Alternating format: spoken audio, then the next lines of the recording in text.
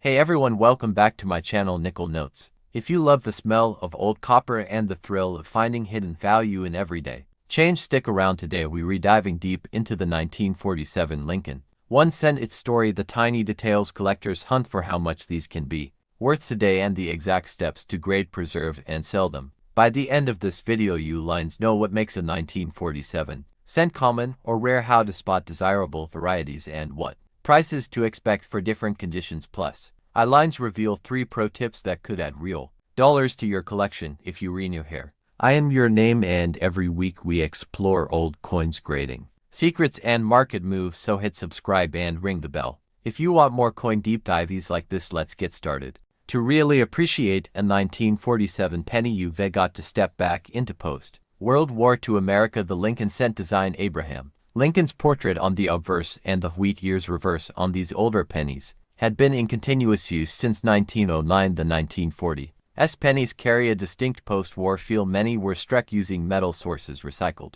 from wartime materials, and the finish, color, and patina tell a story about where the metal spent the last 75 plus years. The design is simple but iconic. Lincoln facing right, the word liberty at the left, the date on the right, and in God we trust above on the reverse. For the wheat cents, you see the 2 wheat stalks framing 1 cent and United States of America, a familiar look collectors adore because small where on the high points can drastically change a coin's appeal and value. 1947 cents were struck in overwhelming numbers, and they appear commonly in pocket change and dealer trays today, but don't let common make you skip them. These coins were produced at the U.S. mints of the era, and as with most Lincoln cents, you lines find mint marks or not that tell you the mint of origin. Collectors look for the presence or absence of a mint mark. Subtle die varieties, double dies, repunch mint marks, and strike quality. Some examples show attractive red-brown surfaces, while others have turned darker or greenish with age. There are also a few minor circulation and die varieties that advanced collectors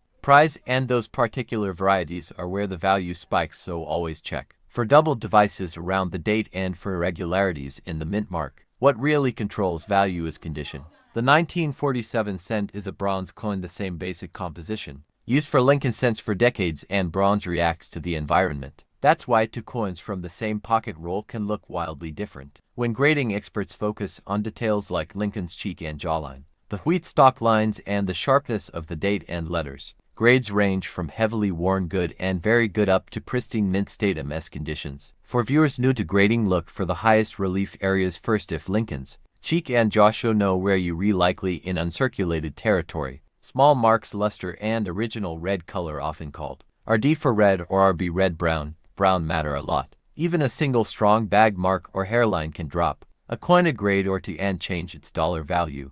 Alright, the money talk. Most circulated 1947 pennies are inexpensive and trade for modest premiums over face value, often cents to a few dollars depending on where. Uncirculated examples start to earn more serious collector attention. Low uncirculated grades might be worth a couple dollars, while high grade MS63 M65 examples can reach significantly more depending on color and eye appeal. Exceptional red-brown uncirculated or coins with strong strike and full red color push higher if you find a certified high grade by a major grading service, BCGS and GCNX. Expect the price to climb because certification removes uncertainty for buyers. Finally, rare die errors or dramatic varieties can be worth multiples of normal prices. Those are the jackpot finds, but they're uncommon, which is why careful inspection is worth your time. Where the fun begins is in the varieties and errors. Collectors look for doubled dies where design elements appear doubled, repunched mint marks, die cracks, and unusual strikes. Even small repunching or a faint hub doubling on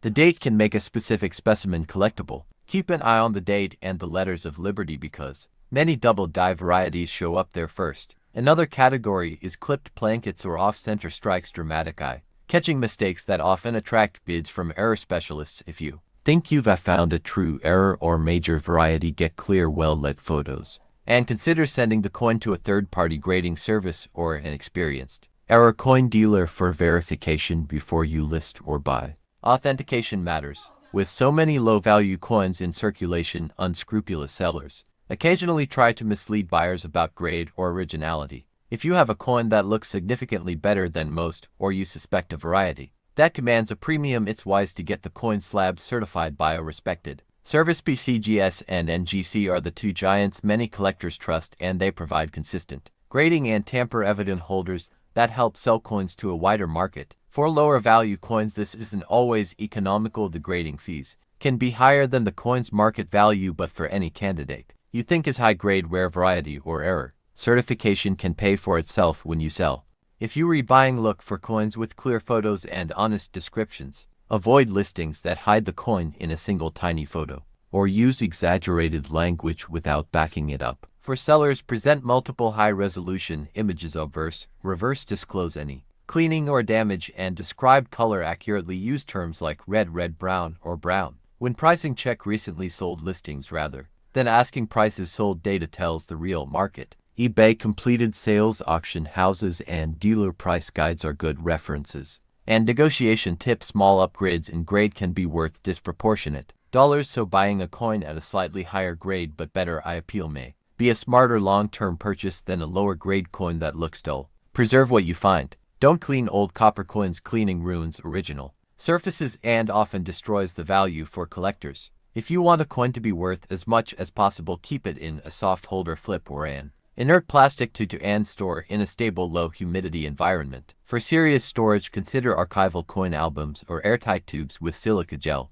nearby to limit corrosion. If a coin has active corrosion, green spots, or pitting, consult an experienced conservator or reputable dealer before attempting anything. Improper cleaning attempts are the fastest way to turn a valuable coin into scrap. Remember, provenance and untouched surfaces can be more valuable than brightness. To wrap up, the 1947 Lincoln Cent is a fascinating, approachable coin, common enough to collect economically, but with plenty of subtle variations and surprises that reward close inspection. If you have a 1947 penny at home, take a careful look under good light. You might have a higher grade, a nice red color, or even a minor variety worth more than you think. If you found this guide helpful, please smash that like button, subscribe for weekly coin breakdowns, and turn on notifications so you don't miss my next video where I show 10 high value penny varieties that won't break the bank. Drop a comment below with a photo or description of any 1947 cents you own. I pick a few to review on camera in an upcoming episode. Also check the description for links to recommended grading services, how to photograph coins for ID, and